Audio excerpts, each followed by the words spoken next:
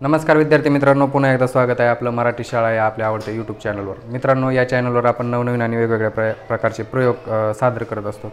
त्याचप्रमाणे विविध शैक्षणिक व्हिडिओसुद्धा आपण या चॅनलवर सादर करत असतो. बघा, तर आज आपण निर्वात पोकळी म्हणजे काय एका छोट्याशा कृतीच्या सहाय्याने अभ्यासणार आहोत. बघा, निर्वात या शब्दातच त्याचा अर्थ सामावलेला आहे. निर्वात म्हणजे वात म्हणजे हवा किंवा वारा, म्हणजे जिथं वारा किंवा हवा नाही अशा ठिकाणाला काय म्हणतो? निर्वात ठिकाण. बघा, निर्वात पोकळी संदर्भात भरपूर संशोधन आतापर्यंत शास्त्रज्ञांनी केलेले आहेत. भरपूर एक्सपेरिमेंट निर्वात पोकळी संदर्भात केलेले आहेत. तर आपण एका छोट्याशा कृतीच्या सहाय्याने आज निर्वात पोकळी कशी असते ते समजावून घेण्याचा प्रयत्न करणार आहोत. बघा, एका विदेशातील शास्त्रज्ञांनी एक प्रयोग केला होता की एका निर्वात पोकळीमध्ये एक पक्ष्याचा पंख आणि एक दगड सोबतच सोडले होते. तर आपल्याला जनरली आपण दगड आणि पक्ष्याचा पंख जर सोडला तर दगड पटकन खाली येतो आणि पंख असा हवेत घुमत घुमत घुमत काय होतो? खाली येतो, म्हणजे त्याला खाली यायला वेळ लागतो. पण निर्वात पोकळीमध्ये हे दोन्ही जर सोबत सोडले तर दोन्हीसुद्धा काय होतं? सोबतच खाली येतं, कारण तिथं वातावरण नसतंय. बघा, त्यामुळं जिथं निर्वात ठिकाण असतं तिथं बाकीच्या कोणत्याही ऑब्जेक्टवर कसलाही परिणाम आपल्याला दिसत नाही. प्रथम अजय, तुम्हाला सांग बरं, हवेचे अस्तित्व आपल्याला कसं जाणवतं नेमकं? झाड हल्ल्याने पालापाचोळा उडल्याने. बरोबर आहे. झाड हल्ल्याने किंवा पालापाचोळा उडतो. बघा, किंवा आपल्या अंगालासुद्धा हवेचा स्पर्श झालेला आपल्याला जाणवतो. किंवा आपण घरी काही कपडे वगैरे वाळत घातलेले असतील तर हवा आली तर ते सुद्धा असे हल्लेले दिसतात. किंवा जमिनीवर कचरा पडलेला असतो, पालापाचोळा पडलेला असतो, कागद पडलेले असतात आपल्या शाळेच्या ग्राउंडमध्ये, वाऱ्याने ते सुद्धा आपण उडलेले कधी कधी पाहतो. बघा, अशा प्रकारे आपल्याला हवेचं अस्तित्व अनेक प्रकारे पाहायला भेटतं. तर अनिकेत, आपण कोणत्या ग्रहावर राहतो? पृथ्वीवर राहतो. बरोबर आहे. बघा, आपल्या पृथ्वी या ग्रहावर मानवासहित अनेक प्रकारचे सजीव आपल्याला पाहायला मिळतात. वेगवेगळ्या प्रकारचे प्राणी, वेगवेगळ्या प्रकारचे वनस्पती, सूक्ष्मजीव, करोडो प्रजातीचे प्राणी, सूक्ष्मजीव, वनस्पती आपल्या पृथ्वीवर आढळतात. तर हे प्राणी येतं किंवा जो माणूस आहे तो माणूस पृथ्वीवरच का राहू शकतो? सर, कारण पृथ्वीवर वातावरण आहे, पृथ्वीवर गुरुत्वाकर्षण शक्ती आहे, पाणी आहे. बरोबर आहे. बघा, पृथ्वीवर काही वातावरण आहे किंवा पृथ्वीवर मानवाला किंवा सजीवांना जगण्याला एक काही परिस्थिती आहे, त्यामुळं आपण पृथ्वीवर जिवंत राहू शकतो. जसं की पाणी असन, हवा असन किंवा वेगवेगळ्या वनस्पती असन, आपण त्याच्या सहाय्याने जिवंत राहू शकतो. पृथ्वीची रचना अशी झालेली आहे किंवा पृथ्वी एक असा ग्रह आहे की तिथं अशी परिस्थिती निर्माण झालेली आहे की तिथं अनेक प्रकारचे सजीव काय करतात? जिवंत राहू शकतात. बघा, मग वातावरण म्हणजे काय अनिकेत? सर, पृथ्वीवर असलेले हवेचे आवरण म्हणजे वातावरण. बरोबर, शाबास. बघा, पृथ्वीच्या अवतीभोवती एक आवरण असतं बघा, जे आपल्या डोळ्यांना दिसत नाही, त्यालाच काय म्हणायचं? वातावरण. त्यालाच आपण हवा म्हणतो, जी आपल्याला जाणवते पण आपल्या डोळ्यांना ती दिसत नाही. बघा, वातावरणामध्ये वेगवेगळे घटक असतात, जसं की ऑक्सिजन असतो, नायट्रोजन असतं, वेगवेगळ्या प्रकारचे वायू त्याच्यामध्ये सामावलेले असतात वातावरणामध्ये. तर आपल्याला हे जे वातावरण आहे किंवा ही जी हवा आहे त्या हवेचा आपल्याला नेमका काय फायदा होतो? श्वास घेण्यासाठी. बरोबर आहे.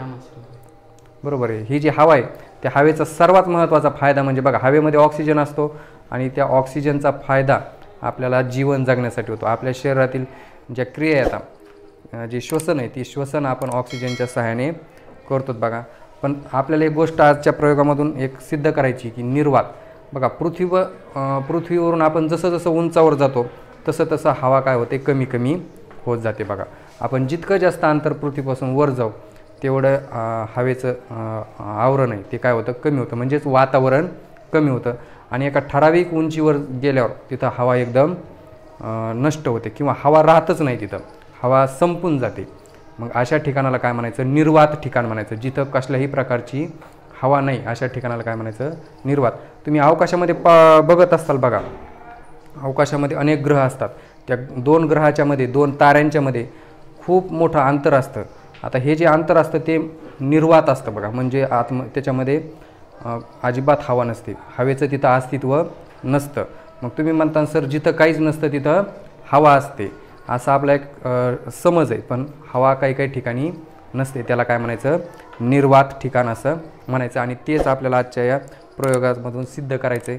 त्यासाठी आपल्याला फक्त एवढंच साहित्य लागणार आहे, 2 सिरिंज लागणार आहेत. त्याच्यामध्ये आपल्याला सुई घ्यायची नाही. बघा, तर हा प्रयोग करण्याच्या आधी तुम्हाला एक सांगायचं आहे, आपण हवेच्या दाबावर भरपूर प्रयोग पाहिलेले आहेत. आपल्या चॅनलवर जवळपास 3 ते 4 प्रयोग हवेच्या दाबावरचे आपण सादर करून अपलोड केलेले आहेत. बघा, तर निर्वात पाठीमागचा हा जो आपल्याला प्रयोग करायचा आहे निर्वात पोकळीचा, तो सुद्धा हवेच्या दाबावरच अवलंबून असणार आहे बघा.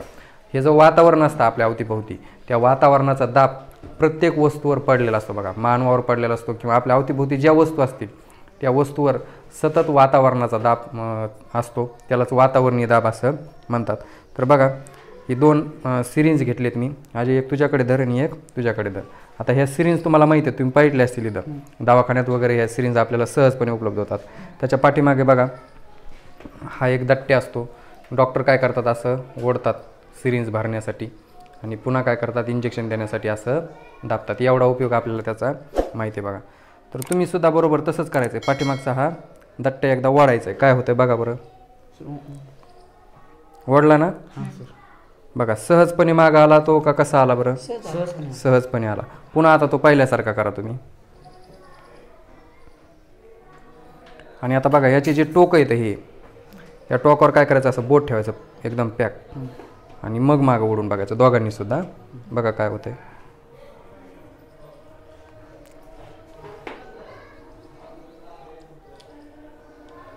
थोडी ताकद लावावी लागते. वडा तुम्ही पूर्ण वडा दोघं पण आणि सोडून द्या बरं. आता काय होतंय बघा, काय होतंय पुन्हा ॲटोमॅटिक तो काय झाला, पहिल्या जागेवर आला.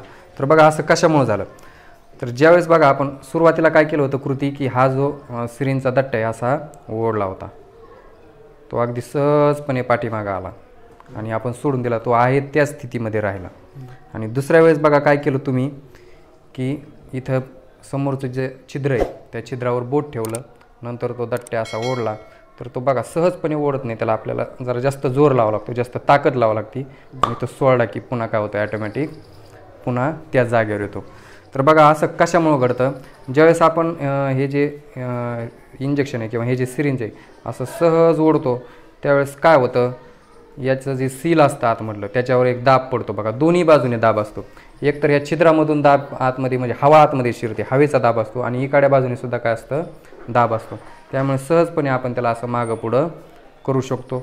पण दुसऱ्या क्रियेमध्ये आपण ज्यावेळेस असं बोट ठेवतो त्यावेळेस या छिद्रामधून हवा आतमध्ये शिरत नाही, म्हणजे या सीलवर काय होत नाही, दाब पडत नाही बघा. मात्र समोरून त्याच्यावर दाब पडत नाही, मात्र काय असतो, पाठीमागून त्याच्यावर हवेचा दाब कार्यरत असतो. म्हणूनच पाठीमागच्या दाबामुळे काय होतं, ते पुन्हा पहिल्या ठिकाणी पूर्ववत जातं बघा. तर आणि मध्यभागी समजा आपण छिद्रावर बोट ठेवून ज्यावेळेस हा दट्ट्या असा ओढतो त्यावेळेस मध्यभागी इथं कसल्याही प्रकारची हवा नसते, म्हणजेच ही जागा निर्वात जागा असते. यालाच आपण निर्वात पोकळी असं म्हणतो बघा. तिथं हवा नसते म्हणूनच तो दट्ट्या काय होतो, पाठीमागं ओढला जातो बघा असा पाठीमागं. आणि ही मधली जी जागा असते तिथं निर्वात पोकळी तयार झालेली आपल्याला दिसते. थोडंसं सिरिंजसुद्धा आपल्याला तिथे चेपल्यासारखं दिसते, कारण सिरिंजच्या अवतीभोवतीस काय असतो, वातावरणाचा दाब असतो आणि त्या दाबामुळं सिरिंजसुद्धा थोडीशी आतमध्ये चिपटी झाल्यासारखी आपल्याला पाहायला भेटते. तर बघा अतिशय गमतीदार आणि सोपी अशी ही कृती आहे निर्वात पोकळी समजून घेण्यासाठी. निर्वात पोकळीच्या आपल्या दैनंदिन जीवनामध्ये सुद्धा अनेक उदाहरणं येतात, जसं की व्हॅक्यूम क्लीनर आपण वापरतो बघा.